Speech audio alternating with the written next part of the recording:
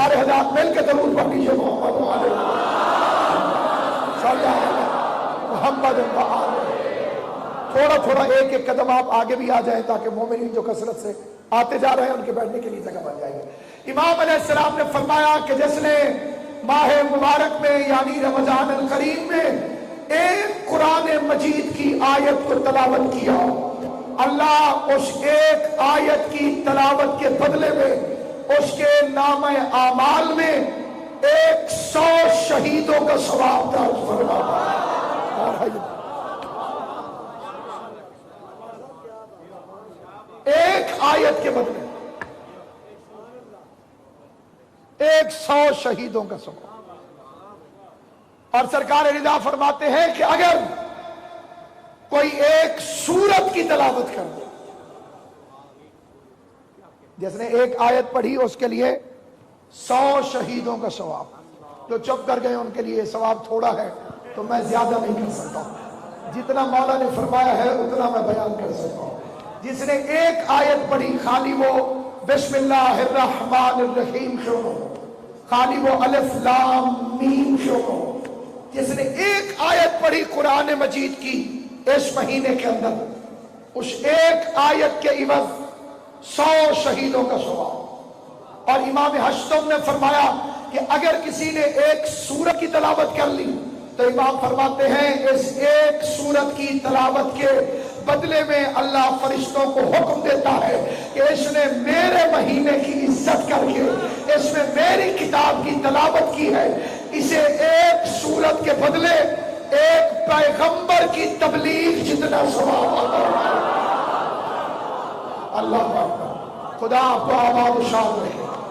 ایک پیغمبر کی تبلیغ جتنا ثواب، اسی لیے تو امام نے 3 مرتبہ بدبخت کہا، بدبخت ہے، بدبخت ہے، بدبخت ہے وہ بندہ کہ جسے ماہ رمضان نصیب ہو اور اللہ کو راضی نہ کر سکے۔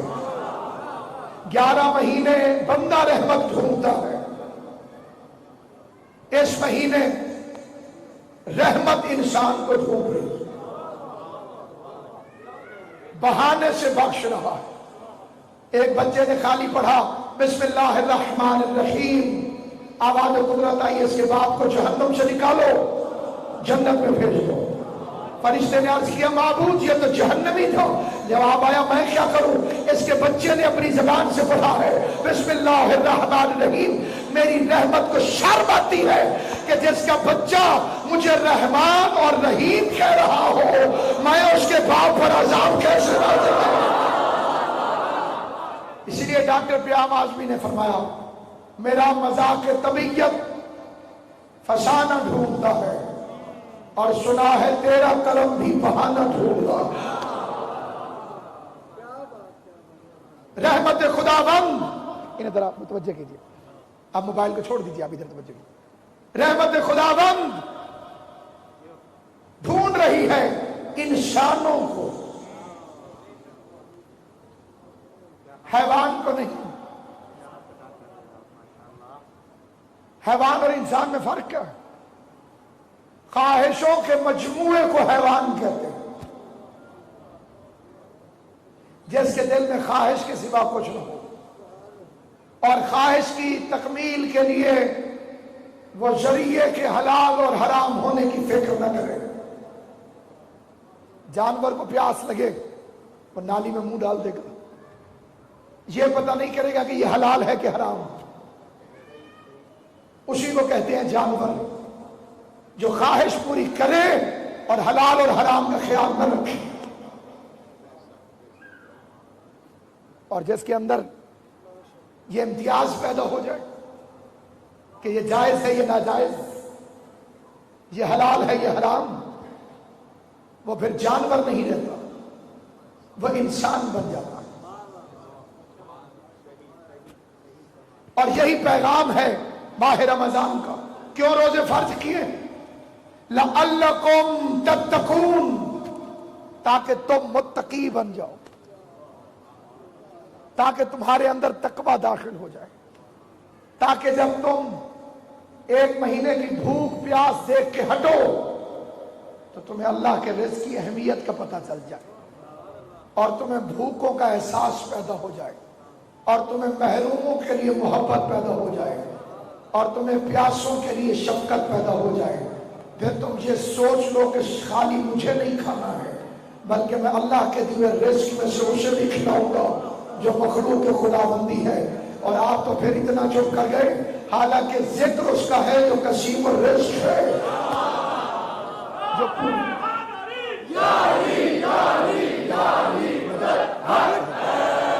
اور پھر سامعین گرامی، جس طرح سے پورے سال میں اس مہینے جیسا کوئی مہینہ نہیں، اسی طرح سے اس مہینے میں اس رات جیسی کوئی رات نہیں جس کے لیے خالق اپنی مخلوق کو چیلنج کرے۔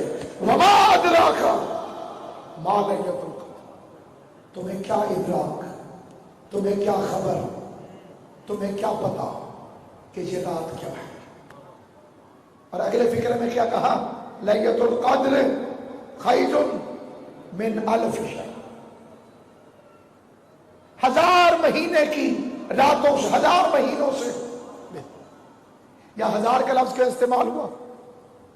علماء مفسرین فرماتے ہیں کہ لغت عرب میں 1000 سے بڑی گنتی نہیں،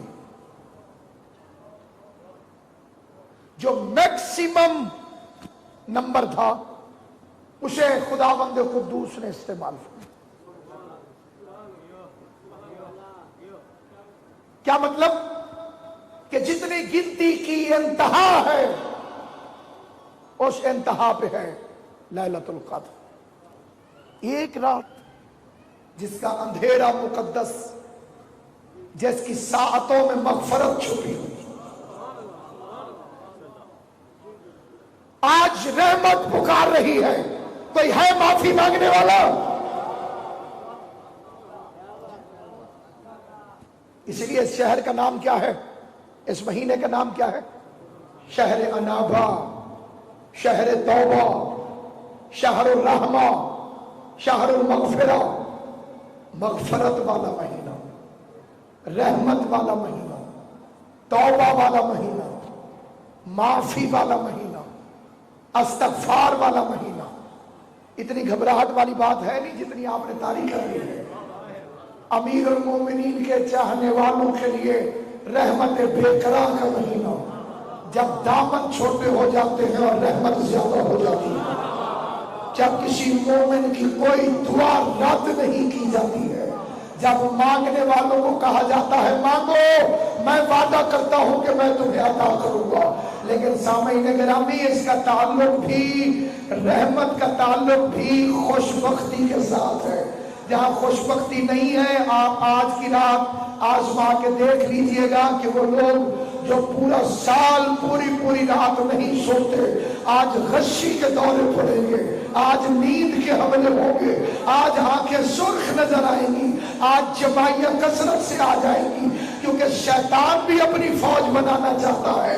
وہ رحمان کی طرف جانے والے بندوں کو کھینچ کے اپنی طرف لاتا ہے۔ تو کہاں جاگ رہا ہے؟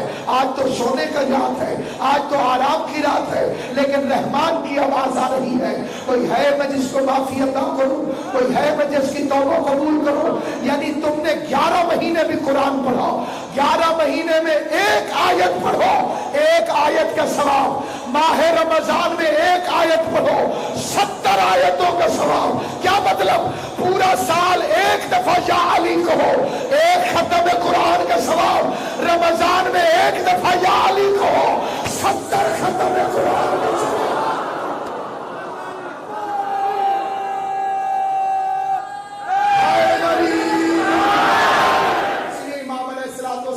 فرمایا کہ آسمان پر فرشتے پوچھتے ہیں معبود، تو نے ستارے تو آسمان کے لیے بنایا، اس زمین پر ستارے کیوں چمک رہے ہیں؟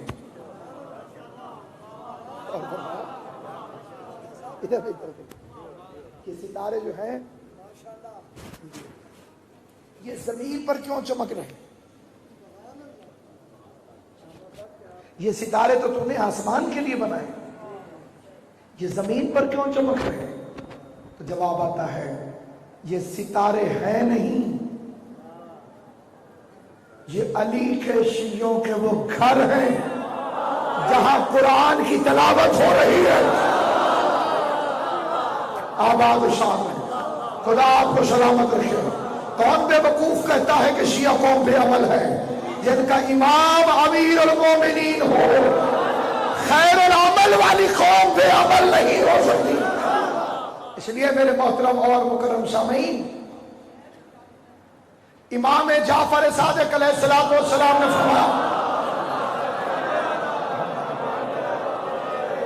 کہ ماہ رمضان میں تلاوت قرآن کرتا بیٹا ہے یا اولاد ہے، لیکن اس کا فائدہ والدین کو بھی ہوتا ہے اگرچہ کافر کیوں نہ ہو. آپ نے توجہ نہیں فرمائی. کیا فرمایا امام نے کہ اگر والدین کافر بھی ہو تو انہیں بھی فائدہ پہنچتا ہے اس تلاوت قرآن کا جو ماہ رمضان میں اولاد کرتی. لیکن اسی کی اولاد کرے گی جو اولاد کو تلاوت کی طرف مائل کر کے جائے گا. زندگی میں اپنی اولاد کو گانوں کی کھلے عام دعوت دینے والا بھی مرنے کے بعد یہ وصیت نہیں کرتا کہ جب میں مر جاؤں تو قبرستان میں سیلوں والا ٹیپ ریکارڈر لے آ کر مجھے 2 گانے ضرور سنانا. کوئی وصیت ایسی سنی آپ؟ نہیں. مرنے کے بعد تلاوت قرآن. پتہ چلا کہ زندگی میں اپنے نفس سے دھوکہ کیا. اولاد کو ایسی بناؤ جو مرنے کے بعد تمہارے لیے فائدہ مند ہو.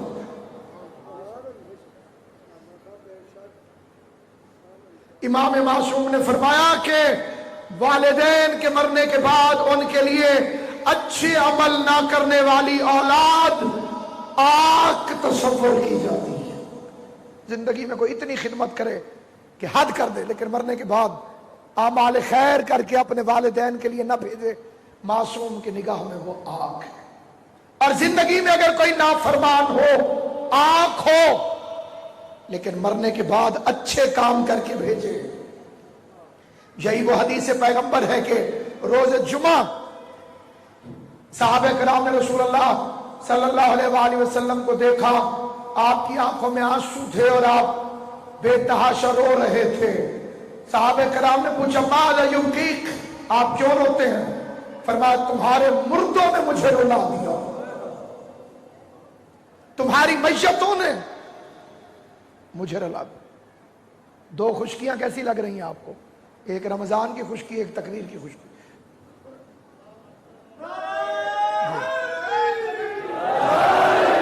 بس اگلا حصہ ہی متاثر ہے، باقی الحمدللہ خیریت ہے.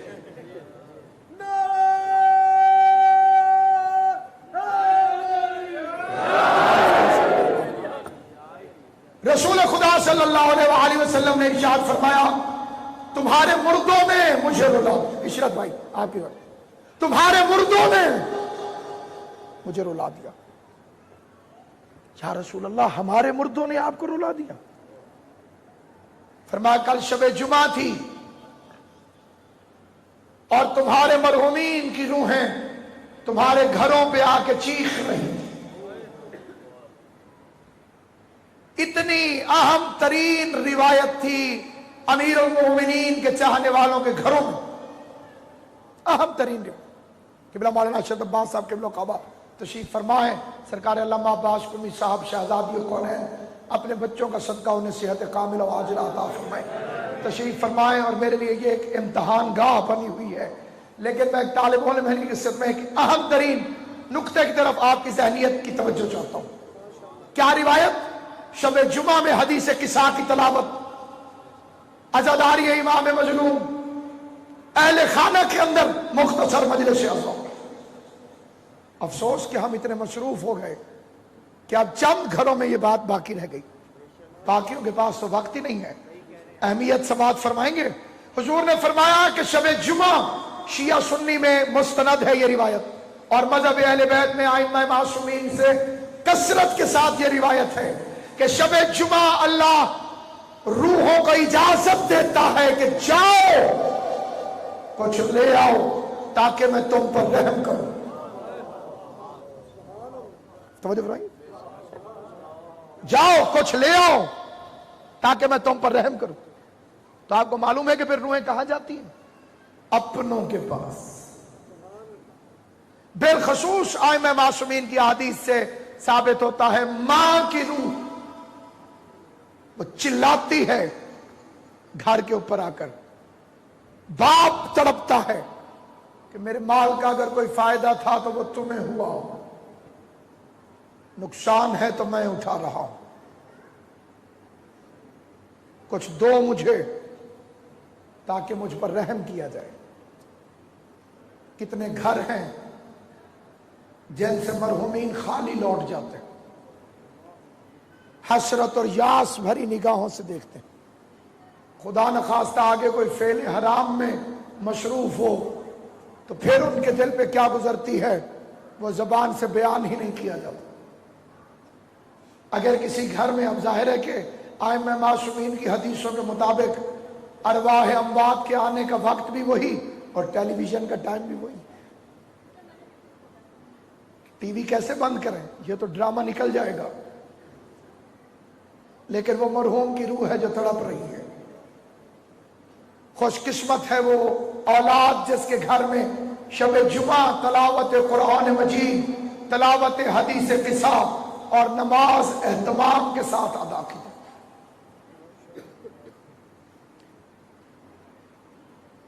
اس میں ڈرنے والی بات کوئی نہیں ہے. آج وہ آتے ہیں، کل میں اور آپ آئیں گے. پہلے خود ایسے بنیے کہ اپنے والدین کے لیے فائدہ مند، اور بعد میں بچوں کو ایسا بنا جائیے کہ جب میں اور آپ عالم ارواح سے واپس آئیں تو وہ ایسے مشاغل میں ہوں جن میں ہم چاہتے ہیں. توجہ فرمائیے. میں نے آپ کو گھبراہٹ کا شکار کر دیا، لیکن یہ ضروری بات تھی جو آپ تک پہنچانا میں سمجھتا تھا کہ نہایت ضروری ہے. تلاوت قرآن. حضرت عبداللہ ابن مسعود رضی اللہ تعالی عنہ امیر المومنین کے چاہنے والے اور رسول خدا کے صحابی، تیسرے دور خلافت میں بیعت نہ کرنے کے جرم میں ان پر اتنا تشدد ہوا کہ ہاتھ پاؤں کی ہڈیاں ٹوٹ گئی. تیسری خلافت بطور سیاست عیادت کے لیے آئی. حکمران سیاست کے طور پہ عیادت کے لیے آئے. بیٹا نہیں تھا، بیٹیوں کی کثرت تھی. تاریخ میں ہے کہ 8 بیٹیاں حضرت عبداللہ بن مسعود رضی اللہ تعالیٰ. خلیفہ نے چپکے سے کہا کہ اب بھی علی کو چھوڑ دو،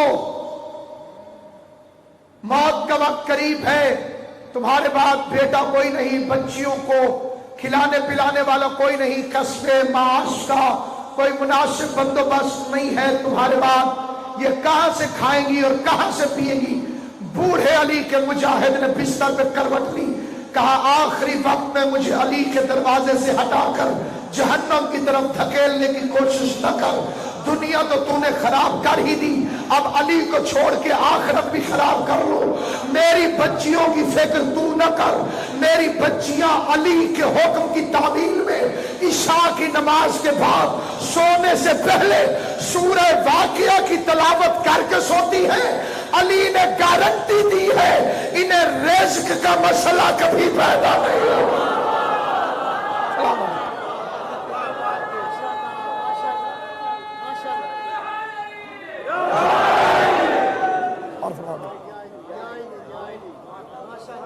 عشاء کے بعد سونے سے پہلے، جیسے غریب نے سونا ہی فجر سے پہلے ہو.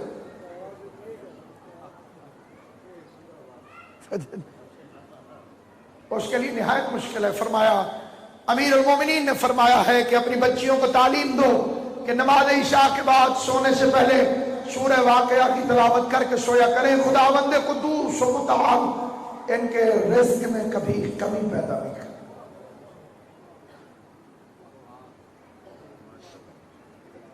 کثرت کے ساتھ ائمہ معصومین علیہ الصلوۃ والسلام نے جس کتاب کی تلاوت کو حکم دیا،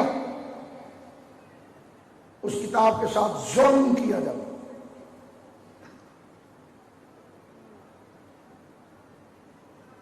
جسے کہا گیا القرآن ما علی و علی ما القرآن، قرآن علی کے ساتھ ہے، علی قرآن کے ساتھ۔ جب جوڑا ہوتا ہے تو دونوں ہوتے ہیں۔ ایسا نہیں ہو سکتا کہ ولیمے میں دولہا ہو اور دلہن نہ ہو، کیونکہ جب پیئر ہے تو دونوں ہوں گے۔ علی اور قرآن کا جب نبی نے جوڑا بنایا، ہو نہیں سکتا جہاں علی ہو وہاں قرآن نہ ہو، اور جہاں قرآن ہو وہاں علی نہ ہو۔ یہ دونوں ایک دوسرے کے ساتھ ساتھ رہتے۔ اور پھر یہ اس کے نزول کی رات کہ جب قلب مصطفیٰ پر وہ نسخہ کیمیا نازل ہوا جو قصیدہ محمد و آل محمد ہے، جس میں اول و آخر جو اذکار ہیں وہ سب محمد و آل محمد علیہ السلام کی شان میں نازل ہونے والے قصیدے، جس کی تلاوت انسان کے لیے باعث برکت ہے، جس پر عمل انسان کے لیے نجات کی ضمانت ہے، جو شروع بے سے ہوتا ہے ختم سین پہ ہوتا ہے۔ اور اسی عبداللہ ابن مسعود نے کہا کہ قل اعوذ برب الفلق اور قل اعوذ برب الناس یہ ابتدا میں قرآن میں موجود نہیں تھے۔ پوچھا کہ پھر کیا تھا؟ کہ ایک دن امام حسن اور امام حسین گلی میں کھیل رہے تھے کہ ایک مرتبہ جبرائیل نازل ہوئے اور کہنے لگے یا رسول اللہ کسی بد نظرے کی نظر نہ لگ جائے، ان دونوں کے گلوں میں تعویذ ڈال دیجئے۔ تو ایک کے گلے میں قل اعوذ برب الفلق ڈال دیا اور دوسرے کے گلے میں قل اعوذ برب الناس ڈال دیا تاکہ یہ تعویذ بن کر حسنین کے گلے میں آئے۔ مسلمانوں نے حصول برکت کی خاطر قرآن کے آخر میں ان دونوں صورتوں کو لکھنا شروع کر دیا۔ میں کہتا ہوں قربان ہو کائنات، صحابی رسول نے کیا فرمایا کہ حصول برکت کے لیے حسن اور حسین کے تعویذ کو قرآن میں لکھنا شروع کر دیا۔ یاسین قرآن میں تھا، برکت نہیں آئی۔ رحمان قرآن میں تھا، برکت نہیں آئی۔ مزمل قرآن میں تھا، برکت نہیں آئی۔ قرآن نے کہا میں اس وقت تک برکت نہیں ہو سکتا جب تک حسن اور حسین کا تعویذ مجھ میں داخل نہ ہو جائے۔ تو اب قرآن کے کیا کہنے، شروع بسم اللہ سے ہوتا ہے، ختم حسنین کے تعویذ سے ہوتا ہے، اور بے کا نقطہ علی ہے، یعنی قرآن علی کے بغیر شروع نہیں ہوتا، حسنین کے بغیر ختم نہیں ہوتا۔ نعرہ حیدری۔ یہ ابھی آپ کو پتہ نہیں ہے کہ مرزا صاحب نے کتنا ثواب حاصل کیا ہے، اور آپ نے جو جواب دیا ہے آپ نے کتنا ثواب حاصل کیا ہے۔ کم از کم آپ نے ابھی 4 دفعہ علی مولا کہا ہے، تو 4 کو 70 سے ضرب دیجئے، 280 ختموں میں قرآن کا ثواب آپ حاصل کر چکے۔ شبینے والوں سے کہو مقابلہ کر کے دیکھیں۔ اس لیے میرے محترمہ اور مکرم سامعین،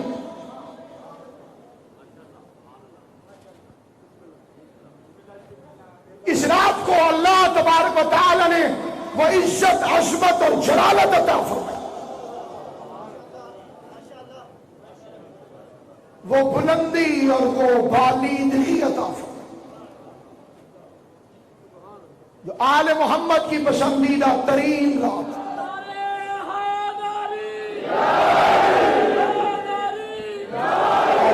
راجہ فقیر حسین سے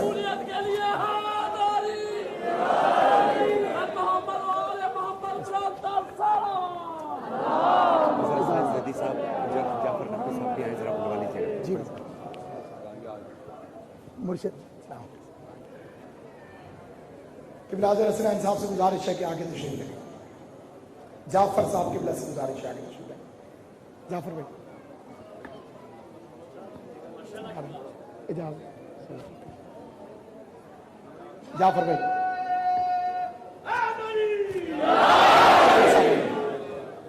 قاسم آگے آ جائے، قاسم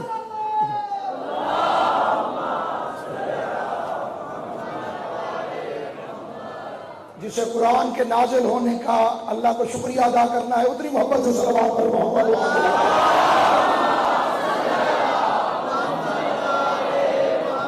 آپ کی اجازت میں دو یہ عقیدت حسین ابن علی کا صلہ جو پروردگار عالم نے اس سید زادے کو عطا فرمایا۔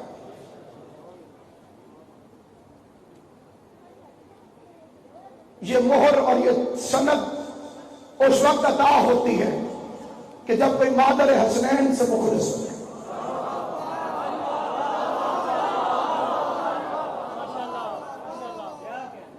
اس وقت میں اپنے فخر اور اپنی خوشی کے لمحوں کو آپ کی خدمت میں بیان نہیں کر سکتا کہ جب میں قبلہ کے ساتھ ہندوستان گیا تو پورا ہندوستان کہہ رہا تھا کہ قبلہ ندیم سرور صاحب جب تک آپ کی کیسٹ ہندوستان نہیں آتی ہمیں ایسا لگتا ہے کہ محرم شروع ہی نہیں ہوا. یہ عطیہ ہے شہزادی کونین سلام اللہ علیہ کا قبلہ کی صحت کے لیے، سلامتی کے لیے، ان کی عظیم کریم ماں کی طول عمر اور سلامتی کے لیے مل کے بآواز بلند صلوات پڑھیے. صلی علی محمد وآلہ. اور جمی مرحومین مومنین و مومنات بالخصوص جن کے اصال ثواب کی جو مجلس ہے، اور جمی شیعان امیر المومنین اور میرے بیٹے کاظم کی والدہ اور جتنے آپ حضرات کے ذہن میں ہیں مومنین و مومنات یا نہیں ہیں، از اول تا آخر ان سب کی بلندی درجات آج کی رات میں امام زمان کے قلم عدل سے ان کی مغفرت کے دستخط کے لیے جتنی طاقت آل محمد نے عطا کی ہے، مل کے بآواز بلند صلوات پر محمد.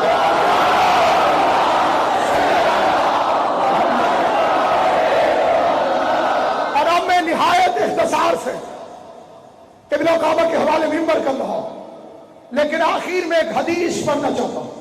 حضرت ابو ابراہیم موسیٰ ابن جعفر علیہ السلام جو آج ہی کی رات کے لیے امام نے فرمایا من احیاء لیلۃ القدر، جس نے لیلۃ القدر کو جاگ کے گزارا. میں نے عرض کیا کہ اگر مقدر اور بخت ساتھ نہ دے، بخت جابری نہ کرے، تو روز کا جاگنے والا آج آپ سویا ہوا دیکھیں گے. جس کے خمیر میں رات کو جاگنا پڑ چکا ہو، آج اس کی آنکھیں لال نظر آئیں گی آپ، کیونکہ رحمان چاہتا ہے کہ جاگے اور شیطان چاہتا ہے کہ نہ جاگے. اسی لیے امام نے فرمایا من احیاء لیلۃ القدر، جس نے لیلۃ القدر کو جاگ کے گزارا اللہ اس کے سارے گناہ معاف کر دے گا. اور ہے یہ نہیں، سارے سے زیادہ کچھ ہوتے تو وہ میں عرض کرتا ہوں، سارے گناہ اللہ اس کے معاف کر دے گا. بندے نے پوچھا مولا کتنے گناہ ہوں تو اللہ معاف کر دے گا؟ امام نے فرمایا کہ عدد النجوم، اگر ستاروں کے برابر بھی ہوئے تو خدا معاف کر دے گا. اگر ریت کے ذروں کے برابر بھی ہوئے تو خدا معاف کر دے گا. اگر سمندر کے قطروں کے برابر بھی ہوئے تو خدا معاف کر دے گا. آل محمد تمہاری کریمی یہ کیا کہتے ہیں کہ خالی ایک رات کو جو بندہ جاگا اللہ اس کے سارے گناہ معاف کر دے گا، چاہے ریت کے ذروں کے برابر ہو، چاہے سمندر کے قطروں کے برابر ہو، چاہے آسمان کے تاروں کے برابر ہو. ایک بندہ روتا ہوا کھڑا ہوا کہنے لگا فرزند رسول میں تو مارا گیا، میں بیمار تھا، میں بیماری کی وجہ سے جاگ نہیں سکا. اگر مجھے اس فضیلت کا پتہ ہوتا تو میں مر کیوں نہ جاتا، لیکن جاگتا ضرور. امام نے فرمایا مایوس نہ ہو، دو علی کے لڑے ہوئے شیعوں میں صلح کرا دے، اللہ تجھے لیلۃ القدر میں جاگنے کا ثواب دے.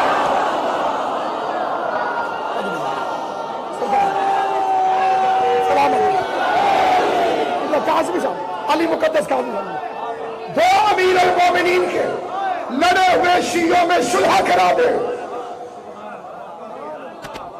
میاں صاحب اللہ تجھے عباس بھائی لیلۃ القدر میں جاگنے کا ثواب عطا فرمائے. اب یہ تو آپ کے ذہن میں ہے نا کہ لیلۃ القدر کا ثواب کیا ہے؟ ستاروں کے برابر گناہ معاف، سمندر کے قطروں کے برابر گناہ معاف، ریت کے ذروں کے برابر گناہ معاف. اس نے کہا مولا اتنا آسان؟ جعفر بھائی امام علیہ السلام نے فرمایا علی کا شیعہ بیمار ہو جائے اس کی عیادت کے لیے چلا جاؤ، اللہ تجھے لیلۃ القدر میں جاگنے کا ثواب عطا فرمائے گا. اس نے کہا مولا اتنا آسان؟ فرمایا ہمارا چاہنے والا مر جائے اس کے جنازے کو کندھا دے کر آ جاؤ، اللہ تجھے لیلۃ القدر میں جاگنے کا ثواب عطا فرمائے گا. اس نے کہا مولا اتنا آسان؟ परेशान मोमिन की परेशानी को दूर कर दे। अल्लाह तुझे लैलतुल कद्र में जागने के सवाब अता फरमाएगा। मौला इतना आसान फरमा, अली के भूखे शिया को खाना खिला दे। अल्लाह तुझे लैलतुल कद्र में जागने का सवाब अता फरमाएगा। उसने कहा मौला इतना आसान फरमाया, क्या तू जानता है कि लैलतुल कद्र की हकीकत क्या है? कि मौला आप फरमाइए। फरमा लैलतुल कद्र है जद्दतुना फातिमा ज़हरा। लैलतुल कद्र से मुराद मेरी दादी ज़हरा है। तू बतूल के दुश्मनों पर लानत करके सो गया।